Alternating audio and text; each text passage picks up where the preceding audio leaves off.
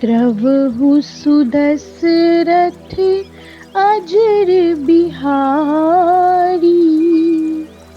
जो मंगल करने वाले और अमंगल को दूर करने वाले हैं, वो दशरथ नंदन श्री राम हैं। वो मुझ पर अपनी कृपा करें। जय श्री राम। सद्भाव रामायण अयोध्या कांड केवट की चतुराई भाग एक नौका वाला केवट खड़ा है। भगवान राम जी ने उससे नौका की मांग की। रामचरितमानस का यह दूसरा प्रसंग है जहाँ भगवान को मांगना पड़ता है।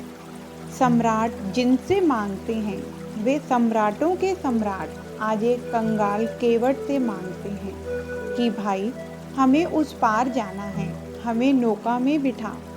केवट इनकार कर देता है, कहता है मैं आपको अपनी नौका में नहीं बिठाऊंगा, आपका मर्म मैं जानता हूँ। प्रश्न होता है कि केवट ने इनकार कर दिया तो क्या वहाँ दूसरी नौका नहीं होगी? राम जी को दूसरी नौका कर लेनी थी। या तो गुहराज को केवट से यह कहना था कि तू दलील किए बगैर राम को उस पार उतार दे, राम मेरे मेहमान हैं। पर गुहराज चुप है। और जब केवट ने राम जी से कह दिया कि मैं आपका मर्म जानता हूँ, तब राम जी भी चुप हो गए। बात भी सही है, हम कुछ ज़्यादा ही बोलते हों और कोई एक आदमी खड़ा होकर यूँ कह दे कि बस अब रहने दो, हमें आगे का सब पता है, तो अपने हित के लिए भी बोलने वाले को चुप हो जाना चाहिए। केवट ने राम जी की ऐसी दशा कर डाली। यह आदमी राम जी के ऐसे कौन से मर्म को जानता था कि भगवान चुप हो गए? और गुहराज चुप क्यों हैं? ऋग्वेरपुर में तो बहुत से लोग नौका का धंधा करते थे, तो फिर दूसरी नौका क्यों न ली इसका कारण था। अभी हम देख चुके हैं कि रात के वक्त जब राम जी सोए हुए थे, तब भील उनकी चौकी कर रहे थे। उस वक्त जो भील नौका का व्यवसाय करते थे, ऐसे नाविकों के समूह में एक स्पर्धा शुरू हो गई कि कल राम उस पार जाएंगे तो वे मेरी ही नौका में बैठें। इसलिए वे सब अपने अपने परिवार के साथ नौका सजा रहे थे। कोई नाव में फूलों की चादर बिछाता था, तो कोई नाव के टूटे हिस्से को ठीक कर रहा था, कोई रंग लगा रहा था, तो कोई आर्म पल्लव के तोरण लपेट रहा था। ऐसी एक स्पर्धा ऋग्वेरपुर में शुरू हुई थी।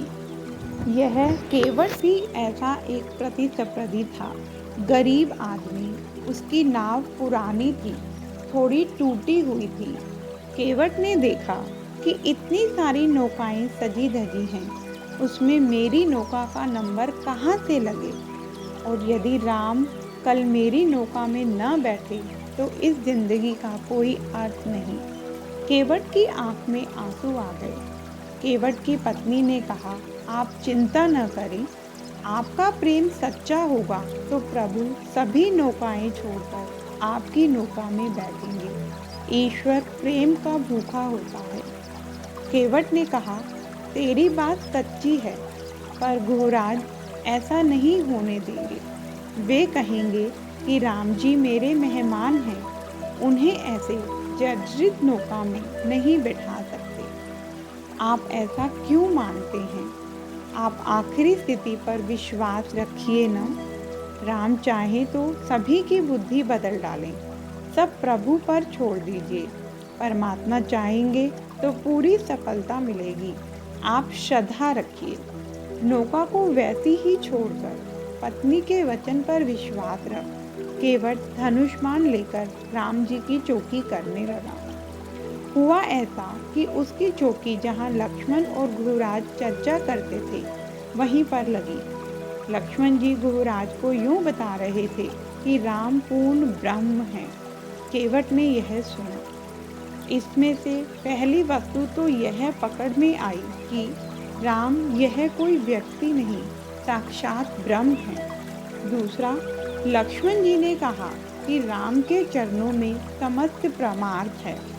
उनके चरणाविंद में प्रेम लगाना यह संसार का सर्वोत्तम प्रमाद है।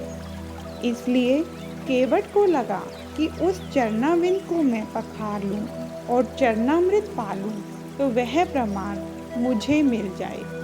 पर केवट को हुआ कि यदि राम मेरी नौका में आ जाएं, तो ही वह शक्य बने, तो ही मैं अपना मन चाहा कर सकूं, तो ही मैं पैर पखारने दूं रघुराय जी कह सकूं।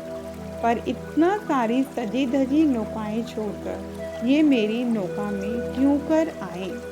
केवट ने एक युक्ति की। सुबह हुई, लक्ष्मण जी से बातचीत पूरी कर खड़े हुए। जब वे उठकर जा रहे थे, तब केवट ने उनके पैर छुए। गुहराज ने पूछा, भाई कौन हो? केवट ने कहा, मैं आपका सेवक। 1 बरस पहले आप शिकार पर निकले थे। शिकार नहीं मिला था।